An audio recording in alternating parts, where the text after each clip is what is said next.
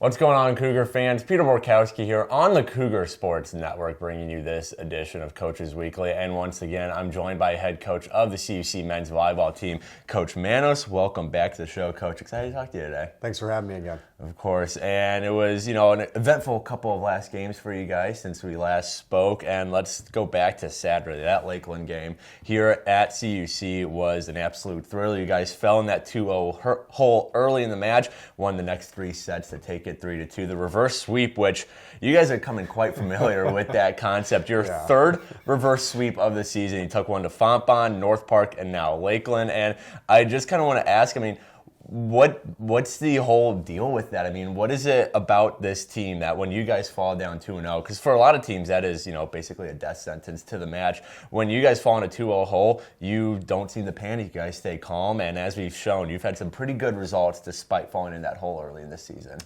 It's encouraging to see their resiliency, especially with our back against the wall in those 0-2 scenarios. But they were very adjustable. They made a couple switches, and they really hammered home on them to really just pick at the other team's weakness. On top of that, they were very clutch in those end-of-game moments. You get past 20, and if you're talking about consistency, you're talking about making the plays when you need to. And we were in a favorable spot for some of our freshmen to be taking control of that and really owning it. So it's not fun from our end to grip it so tight, but at the same time, we know, hey, if we can do that 3 times, we can really push the pedal. Right. Well, you guys were back in action this past Tuesday, and it was against Benedictine. A lot of emotions in that game. This was the team that knocked you guys out of the tournament last year, and you fell in another 2-0 hole. Managed to get one set back, but then ended up falling 3-1. And I just kind of want to get your general takeaways because, Benedictine is, the cream of the crop of the conference. They won it last year. They were ranked high again this year. Just what are some of your general takeaways from playing such a talented team like Benedictine? It was really the first, high-ranking NAC team you played this year in terms of the preseason standing. So just how did you feel coming away from that match against such a highly touted team like Benedictine? Yeah, they were ranked for quite some time this year. They've played some really good competition. So for us to be that competitive, I think it's a positive sign for our youthful group. We're playing against guys who had 6 years of eligibility.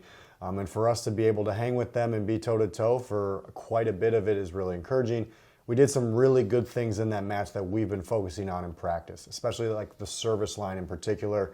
We've been able to keep teams off the net. So I think seeing that develop is encouraging, and knowing that if that's a team that's going to finish in a higher standing right across the board, whether it's a national ranking or within the conference, if we're able to compete at that level, we know that we can make some adjustments and improve on our performance throughout the year and within the conference. Mm-hmm.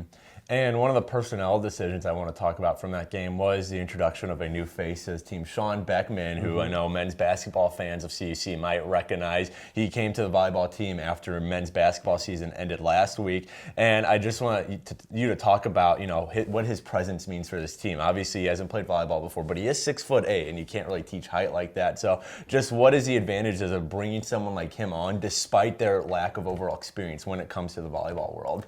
Yeah, we were very encouraged to see his performance, even though he's only got a couple practices under his belt. So obviously coming straight from the basketball season, he's been a sponge. He's been asking questions. He's been able to really incorporate our language, whether it's our words, our hand signals, and just the way we go about things. It was great to see him match up against, especially the middles on their team, being very physical, very talented, very tenured on the other side. And for him to just really own that matchup, we know that he can continue to grow and develop within the system. So he's been great since he arrived. Granted, it was only since last week, but we're encouraged to see that we have another guy who can contribute in a very positive way.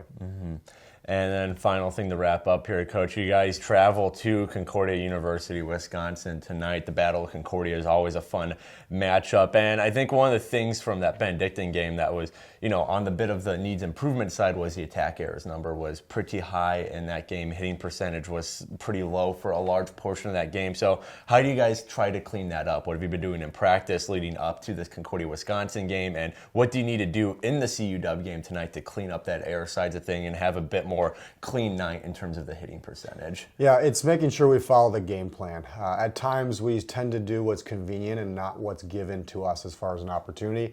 And that's part of, I think, the freshman dynamic of trying to hit, again, what's open. So making sure that we're challenging them in the right way and not just trying to make highlight plays necessarily or trying to save the ball. So we need to make sure we test their weaknesses before we just go for the kill shot. And that consistency is going to improve our overall hitting percentage and mechanics then. Well, CUC men's volleyball, they travel up to Mequon, Wisconsin tonight for a matchup with the Falcons of Concordia, Wisconsin. Start time for that game is set for 7 p.m., and coverage can be found at our website, cucougars.com. Coach Manos, thanks again for joining me today, and good luck in the CU Dub matchup tonight. Look forward to talking to you again next time. But until then, this is Peter Borkowski signing off of the Cougar Sports Network and wanting to say, as always, go Cougars!